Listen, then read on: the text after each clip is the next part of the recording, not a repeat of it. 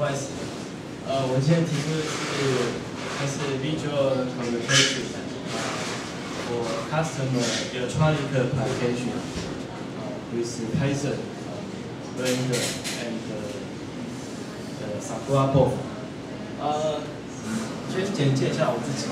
我自己是在一家日商当工程师。那我在工作上主要是做所谓的超频主机板电源的设计。像 X79 跟 G77 的 Power 的 design， 然后还有那个主动式功率校正电源的设计，还有就是目前看到的 LED 的那个发光的电路的设计。所以我基本上我是一个硬体工程师，因为我不是写软体，所以说我在软体的等级可能在这边可能排行倒数第1或第2之类的。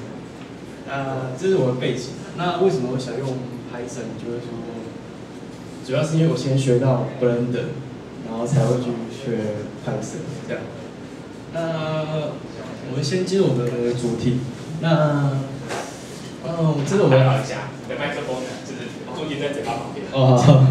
然后这是我们的主题。那第一个outline就是说，什么是视觉的设计？那第二个就是说，它的这个为什么这个视觉设计会对我们的，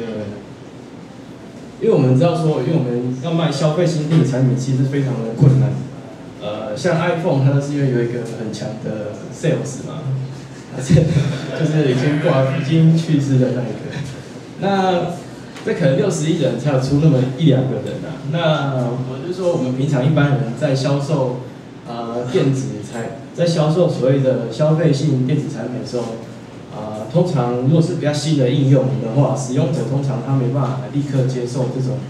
新的产品。那原因是因为大家都会害怕使用新的东西。那为什么会害怕使用新的东西？是因为我们对这个东西并不了解，然后我们所以就会害怕，不敢使用。但是就是说，我们想让使用者知道说，它实际上运作是怎么样，让大家可以了解。所以大家有时候会看那个 Discovery 频道，它都有时候会有一些节目，会对日常生活中一些物品，它会做仔细的分析跟解剖，然后可以看它内部的运作原理是怎么样，所以我们才可以知道说，它原来就是这样做，所以我们就可以比较信赖一点。那第三个就是说，它是怎么去实现一个视觉的一个展示？那第一个当然就是说是使用所谓的 Blender，Blender 是 Python based 的3D 软体。它是 open source 的，所以就是不用钱，所以你可以安心装在公司的电脑里面。但是有些公司的电脑是不能装免费软体的，因为免费软体有存在它可能的漏洞，所以对于公司的机密资讯来讲是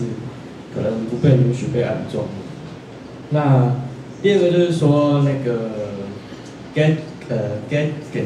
Redis 的是 Sakura Board。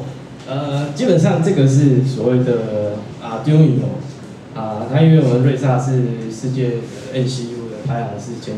第1名的市占率，所以说它未来想推广所谓的 Arduino 的 board 给那个各位给亚洲区或是全世界的玩家去使用，包括它可以组装所谓的那个直升机，或是战场上不是就是说那个家用的那种，比如说监控的环境，还有那个一些像监控的应用，还有一些环境监测、温度监测以及家电的控制，跟冷气机的控制，或是 LED 的控制，都可以使用这种Arduino Board 去控制。那第三个就是说它是PY Serial， 它就是 I2C 的界面。那它的主要功能就是要 combine 那个Blender 跟Arduino， 就是 Sakura Board， 我们的代号叫 Sakura Board 对，然后最后就是说它是会展示一个实际的一个应用，就是说它是怎么使用那个 Blender，去控制生活上实际的产品，透过所谓的 Sakura Board 跟 Blender 去做控制。那最后是 Summary。那这些就是说，什么是所谓的 communication？ 那 communication 是一件非常非常重要的事情。就是说，从维基百科上的那个定义，他说，communication 就是说它是一个一个很好的设计。那它是怎么做？就是说，像我们要推销一个产品给一个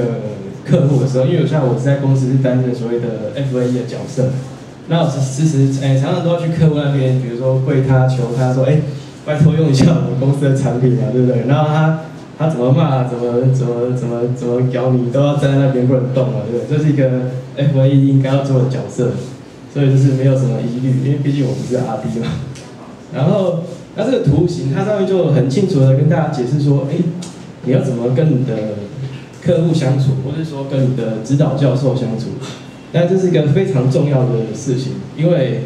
你跟你的指导教授communication好不好，是决定你硕士班能不能顺利毕业的关键。所以说，当我们在推销产品，或是跟指导教授说，这个查到东西怎么做好不好，到底要怎么用的时候，通常我们的心里就会先做所谓的 coding 的动作。我们会把我们心中所想的事情，比如说，是一棵树。它会在我们的脑袋里面会先做 coding， 就是说会先做，如果各位有写过所谓的通讯协定，就像 I2C 或是说PM-FAS、SN-FAS 的协定的话，要知道说，它要传输所谓的讯号的时候，它通常会把实际的讯号转成所谓0101010101，就是在 coding 的过程，然后再传送给另外一端。另外一端再从01010101的过程去解码出，它所需要的，它就解码出，这可能是一个 tree。那这样是完成所谓的资讯传递的动作，就是说我们成功的把我们所想的事情传达给指导教授，或者说传达给我们的老板，那老板就很满意，因为他知道说得到正确的讯息。但是我们知道说，那在传递讯息的过程中，其实是有非常多的问题。在我们传递的过程中，可能中间有一个人在讲话，那你的资讯的传递的效率就降低，那你解码的正确率就会下降，所以说会导致说你资讯的传递不完整，导致第三者的认知产生所谓的误解。当你认知产生误解之后，就会产生一个非常严重的问题。问题就是说，第二方的使用者他没办法了解到你想讲什么。那所以说，为了解决这个问题，我们通常知道，我们如果说我们想跟别人讲说，想叙述什么东西，我们第一个当然是用所谓的语言。可是用语言的话，你没办法正确表示出它是什么东西，所以以往我们都是使用所谓的一个图形化的东西去告知你的第三方说，这是什么东西？因为我们人类是并没有办法立即接受所谓的数位讯号，我们是经过一个眼睛或是耳朵才有办法把讯息解码成我们需要的讯号。所以说，当你出去跟客户简介产品时，如果只是拿出 DM， 那人家可能会很生气，因为他觉得说你都不做解释，只是把东西放在那边，他的客户这样的心理会产生不爽的感觉。那所以说，我们为了解决这个问题，我们就比如说，我们必须要一个良好的一个怎么展示产品给客户使用的一个环境。那所谓的视觉展示与视觉communication的地方，就是说，它是叙述说，一个东西，然后经由视觉辅助的方式，然后可以被使用者所读取或是查询。那视觉传递部分不外括所谓的讯号，就是用手绘的方式，或是说画图，或是说色彩学，就是透过外面的立体、外面的电子元件，类似Arduino这种电子元件去产生像 LED 的发光对我们产生所谓的感知的效果。那它最主要目的就是说，这工具它目的并不是。他是说，维基百科上面写说，视觉设计的原理，可是在说他希望可以教育，或是通知那个第三者。但是，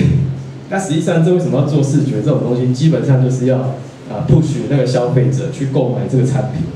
这才是所谓的视觉传递的最重要的那个主旨。那这是用那个 Blender 所绘制的那个。3D 的动画，不是3D 的图形。那它这是，因为各位可以去那个上面有那个CGCookie.com， 这个在国外很有名，就是它专门在教别人用 Blender 绘制一些3D 图形。那这个是我绘制的一个3D 图形，但是我是去下载那个叫什么所谓的教学档去做，就是说画出一只所谓的那个大象，然后还有一个老鼠这样，那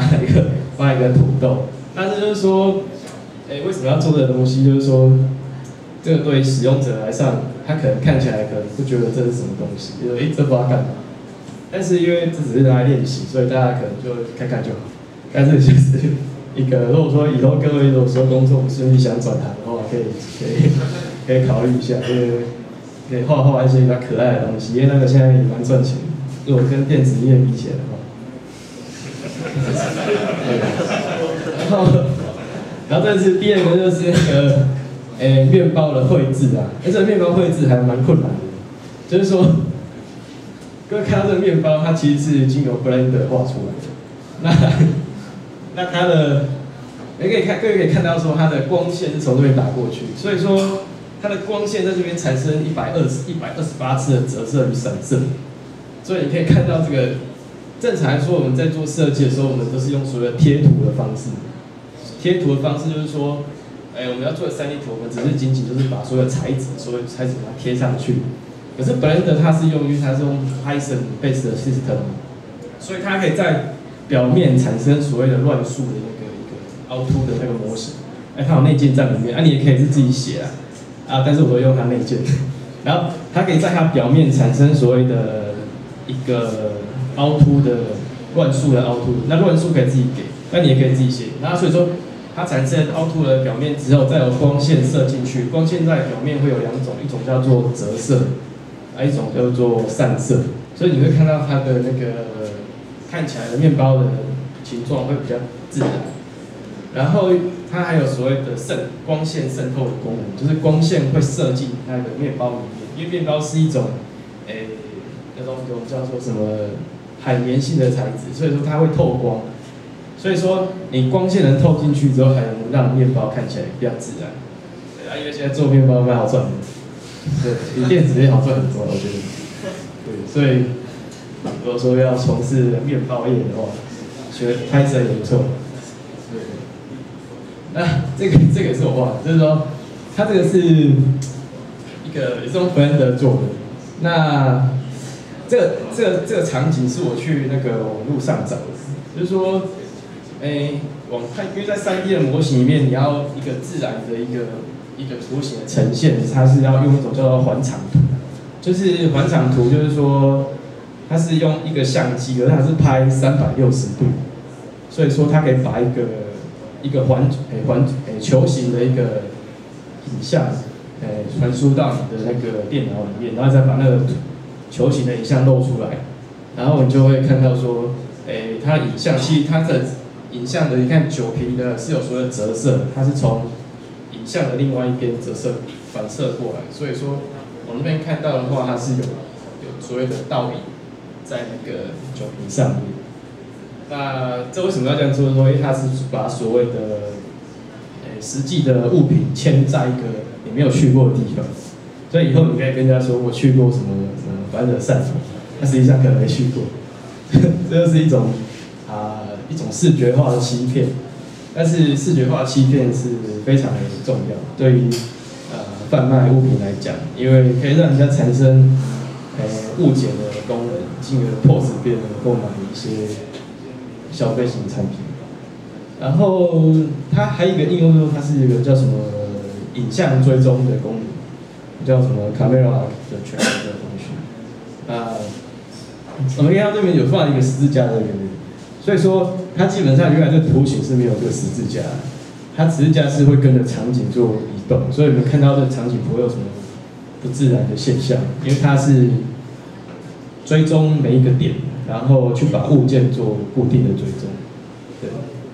那这就是它也是用 Python 写的模组在里面。那我也是直接没有去写，直接引用。那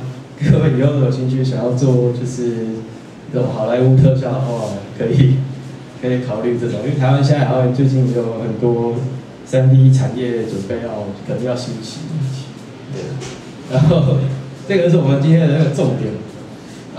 今天重点就是说它是一个那个 Sakura Board， 那这个基本上是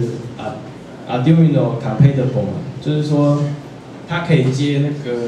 Arduino 的那个续哦，就是说什么 WiFi 续哦啊，什么一堆那个什么 ZB 啊，或者说一些SD 卡啊什么，它反正就是它可以接那个Arduino 的相容的续哦。那它的这个方式就是说，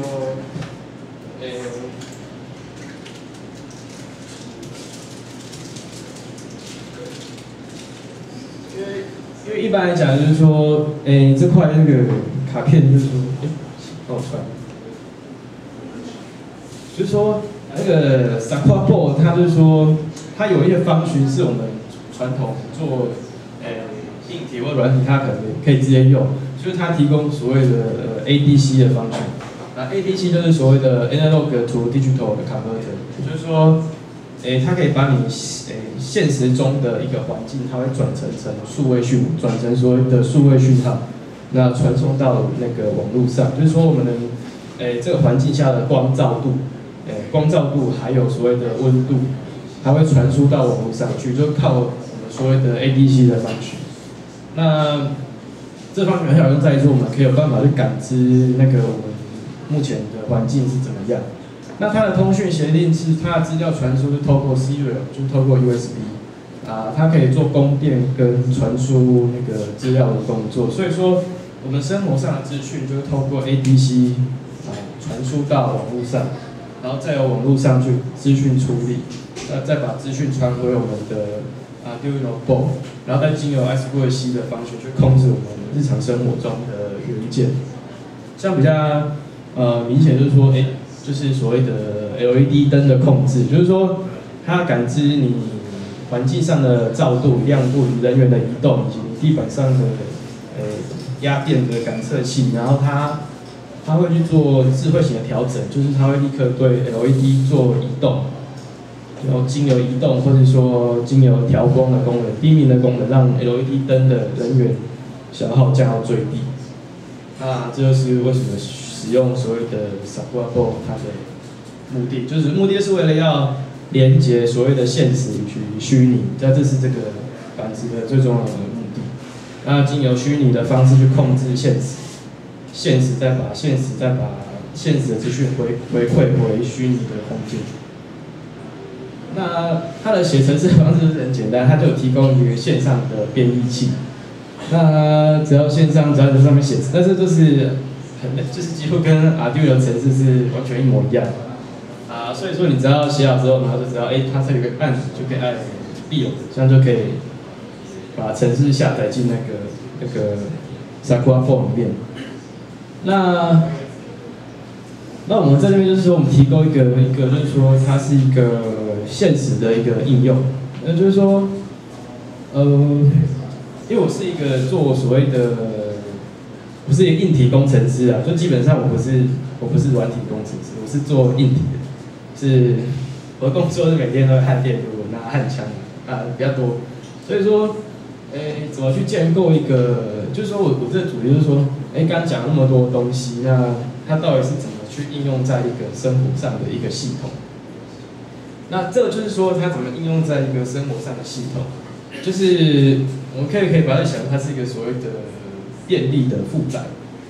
它是一个所谓的，不管你是做什么，就是反正不管是 LED 灯的负载，或者是说它是一个你的power的负载，或是冷气机的负载。那这个黄色的大小就是你的负载量的大小。那它是怎么去控制？就是说，当你负载量达到一定点的时候，它会经 Python， 它会经由那个 Serial， 然后通知你的 Sakura Board 先把第一个模组启动。第一个模组是永远启动。那永远启动就是说，它会提供最低需求的负载。然后如果说当你的负载上升的时候，它会启动第二个负载。那为什么要这样做？是因为这样子可以做到所谓的节能的那个设计。因为传统的电源的设计，它就是不管怎么样，它就是给你全开，就是说它不管你负载多少，它全部的 block 都是在运作。就像说那个因为我不是核电厂的专家，只是说看火力发电厂，我是举个比例，毕竟我不是那，只是做个比例。就像你在发电的时候，你所有的机组基本上是看你是要全开，或是说不开。因为像你手机的话，它有一些 block， 如果说它可能没用到，所以你就可以把它关掉，可以不用启动。那就是说，我们是用 Python 去侦测所谓的负载量的大小。那这个负载量的大小的侦测也是透过，应该说我是用一个电子式负载去模拟一个负载的情况，去模拟一个冷气机以及那个 LED 灯它的负载量的情况。那这个负载量的控制方式也是透过 Python， 它是透过叫什么 PyVisa， 它就是去控制那个示波器用的，还有控制电式负载用的一个 library。那我是用那个 library 去控制模拟我的负载的情况。那经由负载的情况去启动我的那个电源的模组。那所以说这样做的话，变成说它的在低负载它只启动一个模组，所以说它不会造成多余的能量的消耗。可是你如果说在低负载，然后全部模组都打开，它是会造成说其他4个模组会消耗多余的能量，导致你的系统的效率的降低。那这种的应用可能比较是多于应用在所谓的一个 server 的情况，在 server 的使用上，就是说像那个大型货柜，或者说那种一个很大的那个工厂的那种 server 系统，它只要一个主机板，它可能只要节省个大概降个2度好了，它的全部的系统就会降低很大的功率，以及会帮所谓的工厂的主人降低很多的电力的花费，可以减少CO2 的排放。那这是为什么说经由线上的调整去做控制。那这个就是说，当你的负载达到2个的时候，它就会启动第2个模组。然后很不幸的，如果说当你现在的系统运作到所谓的全载的时候，它就全部的 module 都打开。就它的做法就是说，可以做到所谓的接热缝。你只有在全负载的时候，才把全部的模组都打开。然后在没有负载的时候，就只是开一个负载，就是做节能省电的工作。那这个情况就是说，当你的系统已经过负载了，就是说，当你的系统已经过负载的时候，那你要怎么处理？就是说，我去模拟一个情况，就是说，当你的系统已经到过负载的情况的时候，那你就要去，Python 侦测到之后，它就会去下达所谓的，关掉所有电源模组的指令。当它一下达这个指令之后，就全部的module全部都关掉，然后达到保护到后期的效果。那这是目前我在做的一个系统。那还有一个部分就是说，当我们的电源模组，它可能某些模组可能会有所谓的过热的情况，因为我们每一颗模组它上面都有，内建一个叫做温度感测器。那在温度感测器也是都连接到我的Arduino 的 board 上面。那所以说，当我系统有侦测到一个过温的情况下，它会对那个系统做保护的处理，就是会把所有的功率元件全部关闭，以做到那个系统保护的工作。那这就是那个目前我还在就是还在就是说它的这个系统的话，它到底是温度要设到哪边，它会自动保护。那未来的话，就是说可以让一般的使用者，他也可以自己去设定。就是说，有可能你不是做电源的专家，也有可能说你不是做 LED 的专家。可是因为 LED 灯大家都知道说，它这个负载量大，就是你的亮度很亮的时候，其实你的 LED 的背板其实是很热。所以说，一般人说我们的设计就是说，可能会在背板里面埋一颗所谓的 thermal sensor， 然后连到我们的Arduino board。所以说，当你有感测到，这个 LED 灯它的温度很高很高，非常高的时候，那你就会必须你的系统就可以设定它说，你可能对它说到80度，或是说90度，就让那颗 LED 灯它会自己的 shut down， 就变成说你就只是有一个光源不见。但是你那光源不见的话，它是会随着它散热完之后，它可以再做重新启动的动作，所以就是做到所谓的智慧型管理。因为不是每一个人他都会写 Python， 也不是说每一个人他都会写 C 语言，他只是利用一个虚拟的一个环境，让你是一个，比如说一个办公室的管理者，你可以去监控你的办公室的环境，那你可以做出你需要做出的处理，比如说温度过高，它就是可以自己设定它自动关闭。那最后就是说，我们有去实现一个温度监测与控制的一个应用。那现在播放影片一下。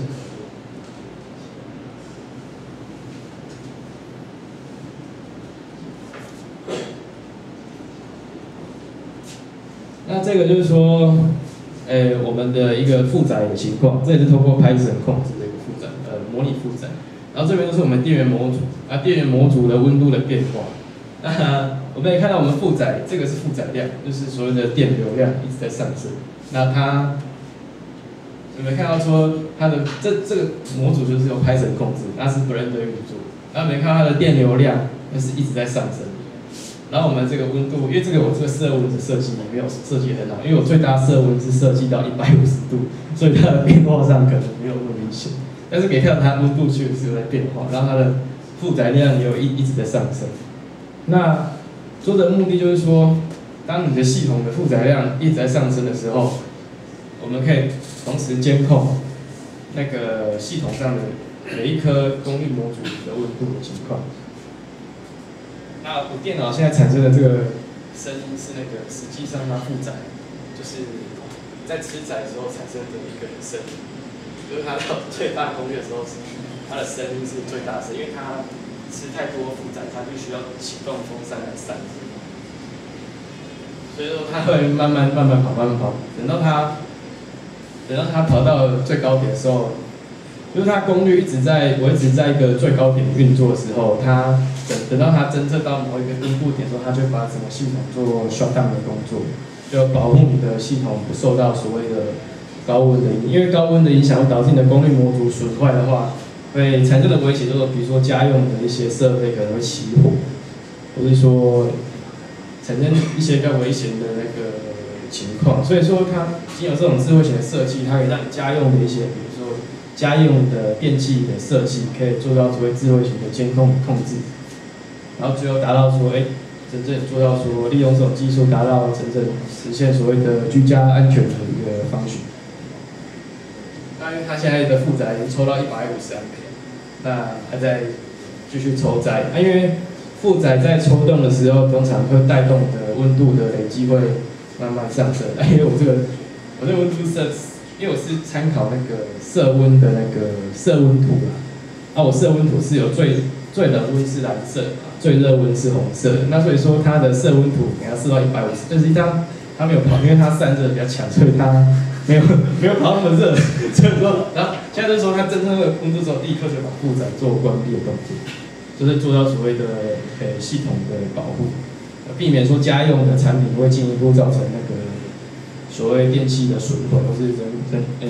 生命安全的损失。那就是这个系统经由 Python 跟 Blender 跟Sakura 做的那个整合的应用。那现在讲，那我的这个简报就到这边为止。那个大象的跟老鼠的头流是当肉拿的，还是你直接拿的画出来？没有直接画的。直接画的。对，从一开始都没有一个，它是从一开始的那个。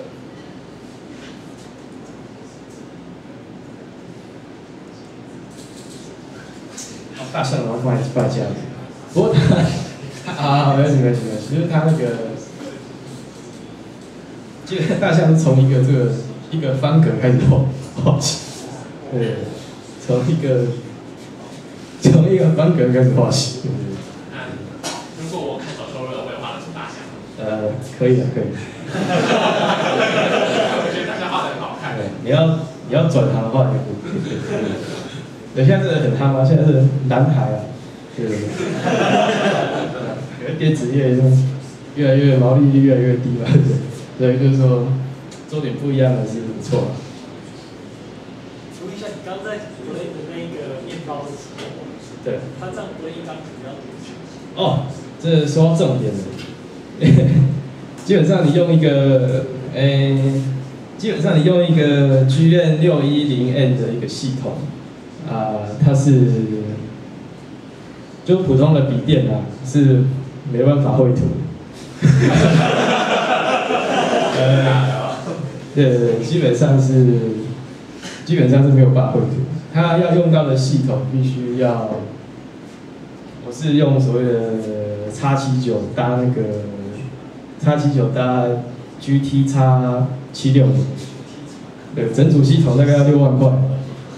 对，但是我那个就是 CPU 大概3万，然后光显示卡加那个机壳加也要3万，所以那个绘图系统蛮贵的。如果说你没有换系统的话，大概要画那个算图算6000张的话，算图大概要算10分钟。一张 frame。对。是10分钟，因为它那个很困难，就是说因为它是用 Python 去产生乱数，你绘图是根据你的乱数的，就是说，我看一下我的图片，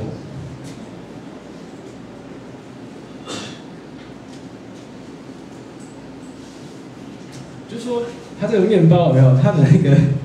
光线啊，它是模拟不知道几万条光线过去这样，然后。它光线每条光线都至少必须折射128次。所以它是 ray tracing。它有时候就是它有可以选 rendering 的方式。有啊，可以啊，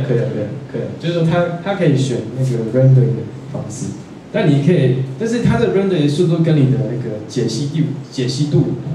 你如果设4K 乘2K 那就很久，4K 2K 就很久。那它比较久的原因是因为说。它的光线的运算射过去是说，它让你东西看起来就像真的一样，它必须是，有几种运算，一种就是折射跟所谓的散射，还有一种就是透射。所以说，它大部分运算都是花在所谓的光线的运算。对，它是类似光线的模拟器啊，这样算。那它如果说这样算的话，建议大家如果说想玩的话，可能要买一张那个有含 CUDA 方群的那个显卡，就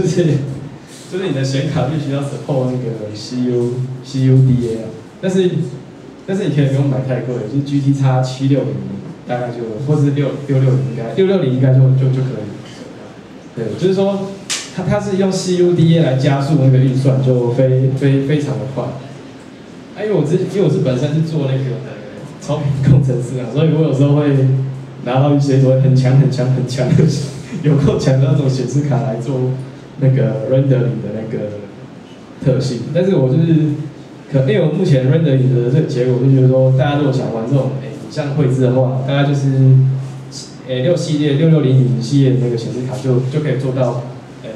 蛮快的功能的。那你如果想算那个影像，就是你如果只是算影像可能还好，可是你如果是要算动画就很难，因为算动画是1秒多少几张？30张还是30还是60忘记了？等于说你1秒钟还要多算30张，因为算1张可能就要算了15分钟。如果说你用那个笔电来计算的话，是非常的慢。所以说，就是它就是有硬体上的那个需求，就是说你要 support 那个 CUDA 的那个方式，它算图会比较快，但是它这个基本上它的算图的速度，因为我没有比较过，但它可能应该是比那个 AutoCAD 或是说那些 Maya 来的慢，因为毕竟它是 Open Source， 很多公司都说不能安装 Open Source 的软体，因为存在有一些什么，它算图速率可能没有像一些那种大型的公司那种来的程式码来写的好，就是说，因为它是免费不用钱都可以用就好了这样，它也达到同样的效果啦，只是说它可能要运算比较久一点。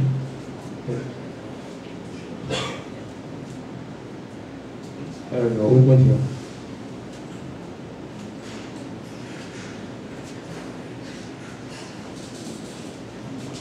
谢谢 Kimi 精彩的讲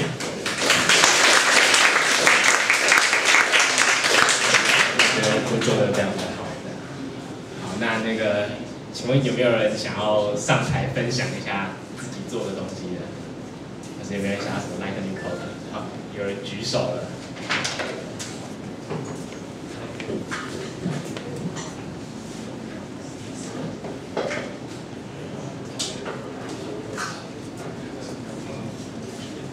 大家可以趁现在去装饮料。